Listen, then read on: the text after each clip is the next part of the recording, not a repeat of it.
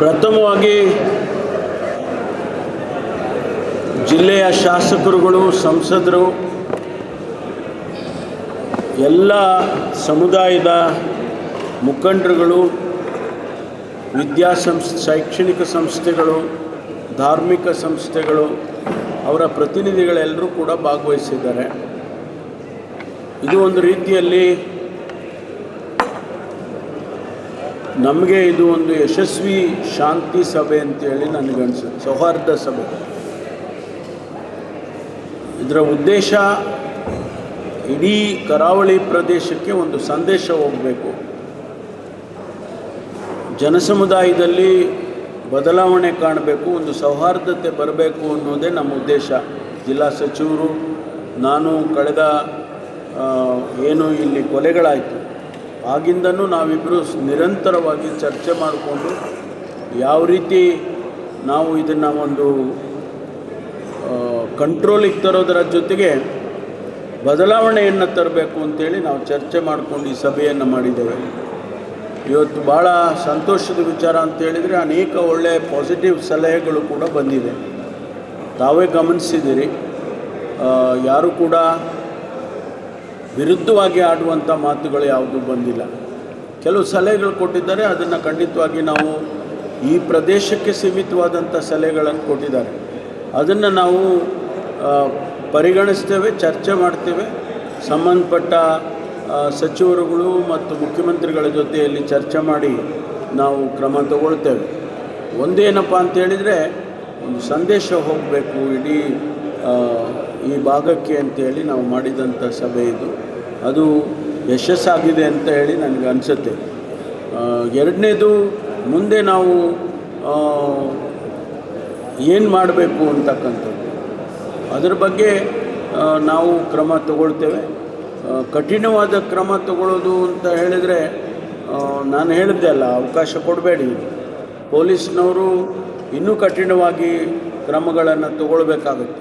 ಒಂದು ವೇಳೆ ನಾವು ಮರುಕಳಿಸಿದರೆ ಬೇರೆ ಬೇರೆ ರೀತಿಯಲ್ಲಿ ನಾವು ಈಗಾಗಲೇ ಸ್ಪೆಷಲ್ ಆ್ಯಕ್ಷನ್ ಫೋರ್ಸ್ ಮಾಡಿದ್ದೇವೆ, ಪೊಲೀಸ್ ಇಲಾಖೆಯಿಂದ ಮಾಡೋ ಕೆಲಸ ಎಲ್ಲ ಮಾಡ್ತಾಯಿದ್ದೇವೆ. ಆದರೆ ಜನಸಮುದಾಯದಲ್ಲಿ ಅದು ಬದಲಾವಣೆ ಬರಬೇಕಲ್ವಾ? ಅದು ಜನಪ್ರತಿನಿಧಿಗಳು, ಧಾರ್ಮಿಕ ಸಂಸ್ಥೆಗಳು, ಶಿಕ್ಷಣ ಸಂಸ್ಥೆಗಳು ಇವೆಲ್ಲರೂ ಕೂಡ ಆ್ಯಕ್ಟಿವ್ ಆಗಿ ಈ ವಿಚಾರದಲ್ಲಿ ಸ್ವಲ್ಪ ಕೆಲಸ ಮಾಡಿದರೆ ಸರಿ ಹೋಗ್ಬೋದು.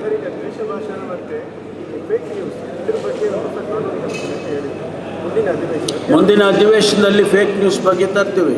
ಈಗಾಗಲೇ ನಮಗೆ ಹೇಟ್ ಸ್ಪೀಚ್ಗೆ ಈಗಾಗಲೇ ಕಾನೂನಿದೆ, ಅದನ್ನು ಯಾವ ರೀತಿ ಇನ್ನೂ ಹೆಚ್ಚು ಕಠಿಣ ಮಾಡಬೇಕು ಅನ್ನೋದ್ರ ಬಗ್ಗೆನೂ ಕೂಡ ಕ್ರಮ ತಗೊಳ್ತೀವಿ.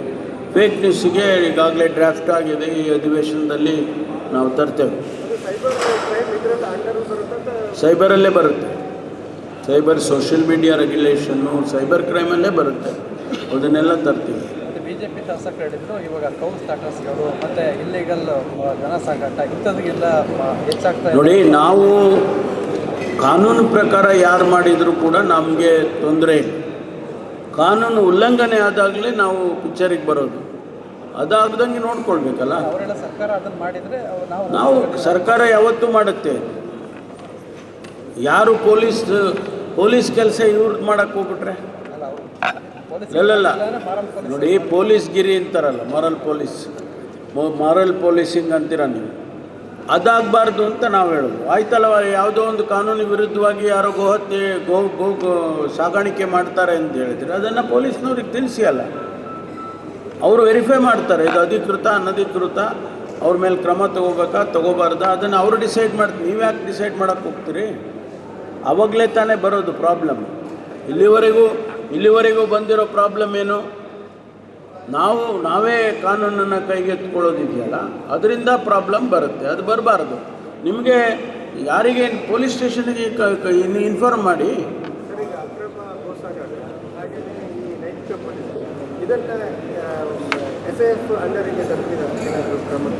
ಅವ್ರಿಗೆ ಮ್ಯಾಂಡೇಟ್ ಕೊಡ್ತೇವೆ ನಾವು.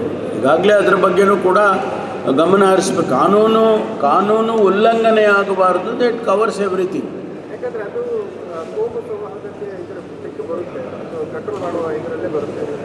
ಅವರಿಗೆ ನಾವು ಸ್ಪೆಸಿಫಿಕ್ ಮ್ಯಾಂಡೇಟು ಕೊಟ್ಟಿದ್ದೇವೆ, ಅವರು ಅದನ್ನು ಮಾಡ್ತಾರೆ. ಅದರಲ್ಲಿ ಇದೆಲ್ಲ ಬರುತ್ತೆ. ಕಾನೂನು ಉಲ್ಲಂಘನೆ ಅಂತ ಅಂದಾಗ ಇದೆಲ್ಲನೂ ಬರುತ್ತೆ. ಮತ್ತೆ ಮರಳದ್ದು ಮತ್ತು ಇದರದ್ದು ಕೆಂಪು ಕಲ್ಲಿನ ಸಮಸ್ಯೆಗಳು ಅದು ಜಿಲ್ಲಾ ಉಸ್ತುವಾರಿ ಸಚಿವರಿಗಾಗಲೇ ಸಭೆ ಮಾಡಿದ್ದಾರೆ. ಅದ್ರ ಬಗ್ಗೆ ಮುಂದೆ ಇವರು ನಮ್ಮ ಮೈನಿಂಗ್ ಮಿನಿಸ್ಟ್ರ್ ಜೊತೆ ಮಾತಾಡಿ ಕಾನೂನಾತ್ಮಕವಾಗಿ ಏನು ಮಾಡಬೇಕು ಅದೆಲ್ಲ ಮಾಡ್ತಾರೆ. ಗೊತ್ತಿಲ್ಲ ನನಗೆ, ನನಗೆ ಗೊತ್ತಿಲ್ಲ, ಪವರ್ ಶೇರಿಂಗ್ ಮತ್ತೆ ಮುನ್ನೆಲೆಗೆ ಬಂದಿದೆ. ನನಗೆ ಗೊತ್ತಿಲ್ಲಪ್ಪ ಅದೆಲ್ಲ. ಹಾಂ, ನೀವು ಅವ್ರನ್ನ ಕೇಳಬೇಕು, ನಾನು ಕೇಳಿದ್ರೆ ನೀವು part of government. No, I will not answer that question. ಬೇರೆ ಇನ್ನೇನಾದರೂ ಅಭಿವೃದ್ಧಿ ಬಗ್ಗೆ ಮಾತಾಡಿ. ಸ್ವಾಮೀಜಿಗಳು ವಿರೋಧ ಮಾಡ್ತಾರೆ. ನಮ್ಮಪುರಿ ಸ್ವಾಮೀಜಿಯವರು ಅದರಿಂದ ಸೋಮಾರಿತನ ಆಗ್ತಾ ಇದೆ. ಪವರ್ ಶೇರಿಂಗಲ್ಲಿ ಇವರಿಗೆ ಏನು ಇದಾಗಿದೆ ನೋಡಿ, ಒಬ್ಬೊಬ್ಬರು ಒಂದೊಂದು ಅಭಿಪ್ರಾಯ ಹೇಳ್ತಾರೆ. As a government we have taken some decision. ನಾವು ಬಡ್ಜೆಟರಿ ಅಲೊಕೇಶನ್ ಮಾಡಿಕೊಂಡೇ ನಾವು ಇದನ್ನು ಮಾಡ್ತಾ ಇರೋದು. ಇಂಪ್ಲಿಮೆಂಟೇಷನ್ನು ಯಾವುದರದ್ದು 5 ಗ್ಯಾರಂಟಿದು ಹಡಾಕಾಗಿ ಏನೂ ಮಾಡ್ತಾಯಿಲ್ಲ. ಮುಖ್ಯಮಂತ್ರಿಗಳು 52,000 ಕೋಟಿ ರೂಪಾಯಿಯನ್ನು ಬಡ್ಜೆಟ್ರಿ ಅಲೊಕೇಶನ್ ಕೊಟ್ಟಿದ್ದಾರೆ. ಅದ್ರ ಪ್ರಕಾರ ನಾವು ನಡೆಸಿ. It's a government flagship programme ರೀ. ಅವರವರ ಜನರ ಅಭಿಪ್ರಾಯ ಒಬ್ಬೊಬ್ಬರದ್ದು ಒಂದೊಂದು ಇರುತ್ತೆ. ಅದನ್ನು ನಾವು ಅವ್ರದ್ದು ತಪ್ಪು ಅಂತ ನಾನು ಹೇಳಲ್ಲ. ಅವ್ರ ಅಭಿಪ್ರಾಯ ಅವರು ಹೇಳಿದ್ದಾರೆ. ವಿರೋಧ ಪಕ್ಷದವರು ಒಂದು ಕಡೆ ವಿರೋಧ ಮಾಡೋದು ಓಕೆ, ಆದರೆ ಧಾರ್ಮಿಕ ಮುಖಂಡರು ಸ್ವಾಮೀಜಿಗಳು ಕೂಡ ಅದನ್ನು ವಿರೋಧ ಮಾಡಲಿಕ್ಕೆ ಮಾಡಿದ್ದಾರೆ. ಆಗ್ಬೋದು, ಅವ್ರ ಅಭಿಪ್ರಾಯ. ಇದು ನಾವು ಅದನ್ನು ವಿರೋಧ ಮಾಡಿದರು ಅಂತ ಕಳಿಸೋಲ್ಲ. ಅವರ ಅಭಿಪ್ರಾಯನ ಎಕ್ಸ್ಪ್ರೆಸ್ ಮಾಡಿದ್ದಾರೆ ಅವರು. ಸರ್, ಹಾಗೆಯೇ ಡಿ ಕೆ ಶಿವಕುಮಾರ್ ಅವರಿಗೆ ಮುಂದಿನ ಇದು ಕೊಡಬೇಕು ಅಂತ ಅವರ ಅದೇ ನಾನು ಹೇಳಿದ್ನಲ್ಲ, ಅವ್ರ ಅಭಿಪ್ರಾಯ ಹೇಳಿದ್ದಾರೆ. ಅವ್ರ ಅಭಿಪ್ರಾಯ. ನಮ್ಮಲ್ಲಿ ಹೈಕಮಾಂಡ್ ಅಂತ ಇದೆ, ನಮ್ಮ ಪಕ್ಷದಲ್ಲಿ ಹೈಕಮಾಂಡ್ ಅಂತ ಇದೆ. ಸ್ವಾಮೀಜಿಗಳು ತೀರ್ಮಾನ ಮಾಡಿದ್ದಿದ್ರೆ ಬೇರೆ ಬೇರೆಯವರೆಲ್ಲ ಬೇರೆ ಬೇರೆ ರೀತಿಯಲ್ಲಿ ಆಗೋಗ್ಬಿಡೋರು. ಸರ್, ಒಂದು ಕಡೆಯಿಂದ ನಮ್ಮ ಹೆಸರು ಮುನ್ನೆಲೆ ಬರ್ತಾ ಇದೆ ಸರ್. ಈಗ ಬಿಡಿಯಪ್ಪ, ಅದು ಬಿಟ್ಬಿಟ್ಟು ಬೇರೆ ಎಲ್ಲ ಮಾತಾಡ್ರಿ ಸರ್. ಈಗ ಮುಖ್ಯಮಂತ್ರಿ ವಿಚಾರ ಮಾತಾಡಬೇಡಿ ಪ್ಲೀಸ್. ಸರ್, ಈಗ SP ಕಚೇರಿ ಆಫೀಸಿಗೆ ಒಬ್ಬರು ವ್ಯಕ್ತಿ ಬಂದು ನನಗೆ ಪೊಲೀಸ್ ಪ್ರೊಟೆಕ್ಷನ್ ಕೊಡಬೇಕು, ಆ ವಿಚಾರ ನಿಮ್ಮ ಗಮನಕ್ಕೆ ಕೂಡ ಬಂದಿರುವಂಥ ಸರ್. ಇದರ ಬಗ್ಗೆ ನನಗೆಲ್ಲ ಬರೋದಿಲ್ಲಪ್ಪ ಅವೆಲ್ಲ. ಪೊಲೀಸ್ ಕೂಡ ಆಗಿದೆ ಸರ್. ಅದು ಅವ್ರಿಗೆ ಮಾಡ್ತಾರೆ, ಪೊಲೀಸ್ ಅಧಿಕಾರಿಗಳಿರೋದು. ಯಾಕೆ ಅಲ್ಲ, ಅವ್ನು ಕೇಳಿದರೆ ಸರ್ಕಾರದ ಗಮನಕ್ಕೆ ಬರಲ್ಲ ಅವೆಲ್ಲ. ದಿನನಿತ್ಯದ ವಿಚಾರಗಳು ಸರ್ಕಾರದ ಗಮನಕ್ಕೆ ಏನು ಬರಲ್ಲ. ಅವರು ಪೊಲೀಸ್ ಸ್ಟೇಷನ್ ಲೆವೆಲ್ನಲ್ಲಿ FIR, ಯಾರಾದರೂ ಕಂಪ್ಲೇಂಟ್ ಕೊಟ್ಟರೆ FIR ಮಾಡ್ತಾರೆ, ಅದಕ್ಕೆ ಕ್ರಮ ತಗೊಳ್ತಾರೆ. ಯಾವುದಾದ್ರೂ ನಮ್ಮ ಸರ್ಕಾರದ ಗಮನ ಸೆಳೆಯುವಂಥ ವಿಚಾರಗಳು ಬಂದಾಗ ನಮ್ಮ ಗಮನಕ್ಕೆ ಬರುತ್ತೆ.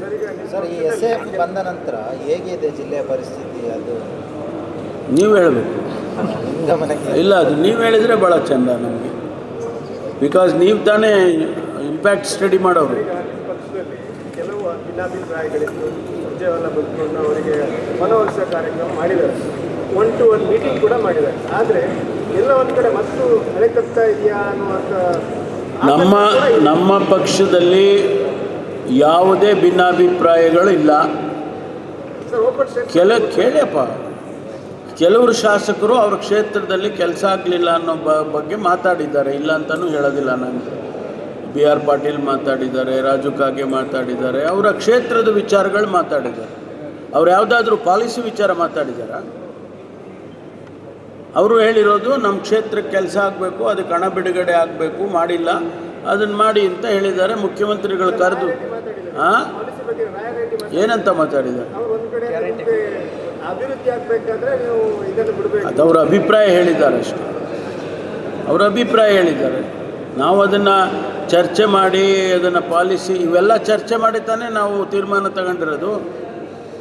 ಗ್ಯಾರಂಟಿಗಳನ್ನು ತರೋದಕ್ಕೆ ಮುಂಚೆ ನಾವು ಇದೆಲ್ಲ ಚರ್ಚೆ ಮಾಡಿದ್ದೀವಿ, ಸುಮ್ಮನೆ ತಂದಿಲ್ಲ. ಭಾಳಷ್ಟು ಡಿಸ್ಕಷನ್ಸ್ ಆಗಿದೆ ಇದ್ರ ಬಗ್ಗೆ. ಮಾಡಿ ನೆನ್ನೆ ಅದರ ಸಾಧಕ ಬಾಧಕ ಫೈನಾನ್ಷಿಯಲ್ ಕಮಿಟ್ಮೆಂಟು ಎಲ್ಲವನ್ನೂ ಕೂಡ ಲೆಕ್ಕಾಚಾರ ಮಾಡಿಯೇ ನಾವು ಮಾಡಿದ್ದೇವೆ. ಅದನ್ನು ಮುಖ್ಯಮಂತ್ರಿಗಳು ಅನೇಕ ಸಂದರ್ಭದಲ್ಲಿ ಕೂಡ ಅವರು ಹೇಳಿದ್ದಾರೆ. ಫೈನಾನ್ಷಿಯಲ್ ಸ್ಟೇಟಸ್ ಹೇಳಿಲ್ಲ, ಅವರು ಹೇಳಿದ್ದಾರೆ. Thank you. ನಿಖರ ಸುದ್ದಿ, ಸದಭಿರುಚಿಯ ಕಾರ್ಯಕ್ರಮ. ನೀವು ನೋಡ್ತಾ ಇದ್ದೀರಾ ಕಹಳೆ ನ್ಯೂಸ್, ಸಮಾಜದ ಜಾಗೃತಿಗಾಗಿ ವಸ್ತುನಿಷ್ಠ ವರದಿ.